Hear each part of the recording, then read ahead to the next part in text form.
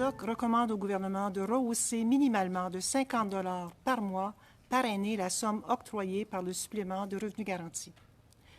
Lors de la campagne électorale de 2021, le gouvernement fédéral s'était engagé à rehausser cette prestation de 500 $ par an pour les personnes de 65 ans et plus qui vivent seules et de 750 $ pour les personnes qui vivent en couple.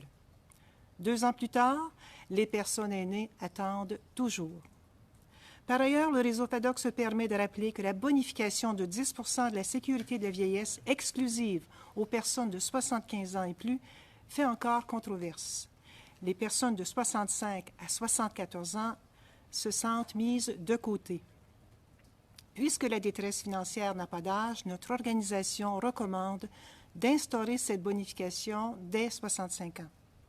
Nous nous devons également d'aborder les lacunes au niveau de la méthode d'indexation de la sécurité de la vieillesse. Ce programme est indexé sur la base de l'indice des prix à la consommation, alors que les salaires évoluent plus rapidement d'environ 1 point de pourcentage. Ainsi, les prestations du fédéral joueront dans l'avenir un rôle de plus en plus réduit dans le taux de remplacement du revenu à la retraite.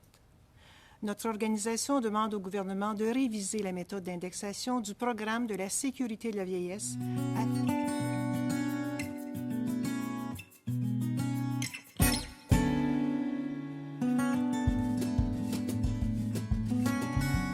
Plusieurs sondages qui ont été faits là, sur notamment le Conseil du patronat du Québec a fait un sondage là, assez récemment pour vérifier qu'est-ce qui pouvait inciter les travailleurs d'expérience à se maintenir sur le marché du travail ou à poursuivre leur carrière. Puis les mesures fiscales, les incitatifs financiers arrivaient en haut de la liste. Là. Environ 50 % des répondants, qui signifiait que c'était un des facteurs qui ferait en sorte que les gens continuent de travailler. Donc, il y a un crédit d'impôt semblable qui a été créé au Québec, crédit d'impôt pour prolongation de carrière, qui est évolutif. Là, donc, d'abord, quand même, une somme qui est donnée de 60 à 65 ans, puis lorsqu'on dépasse l'âge de 65 ans, la somme devient plus généreuse. Donc, on voudrait qu'il y ait une sorte de mesure fiscale semblable qui soit créée au fédéral. C'était une promesse du gouvernement, mais également une promesse, je crois, du Parti conservateur lors de la dernière élection. Donc, il y a quand même 2 partis à la Chambre des communes qui étaient intéressés à cette mesure-là. Je pense que ce serait très pertinent de l'instaurer.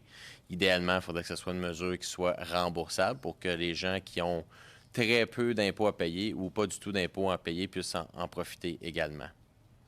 En effet, il y a 20 % des proches aidants qui vivent de l'insécurité financière. J'en faisais le tour des données qu'on avait. Ils dépensent en moyenne 7 600 $ annuellement pour leurs proches. Puis, c'est des gens là, qui nous aident, qui portent à bout de bras, qui nous aident en tout cas à faire en sorte qu'on a besoin de moins de ressources du secteur public. Là. C'est des gens dont le nombre d'heures additionné fait en sorte qu'on aurait besoin d'à peu près 1,2 million de personnes de plus pour prendre soin de ces gens-là. Donc, nous, notre demande, c'est simplement que le gouvernement respecte sa promesse, donc de faire en sorte que le Crédit canadien pour proches aidants soit modifié, élargi et modifié pour être remboursable. Donc, pour faire en sorte que les gens qui ont très peu de revenus ou très peu d'impôts à payer, c'est-à-dire ou pas d'impôts à payer puissent en profiter également.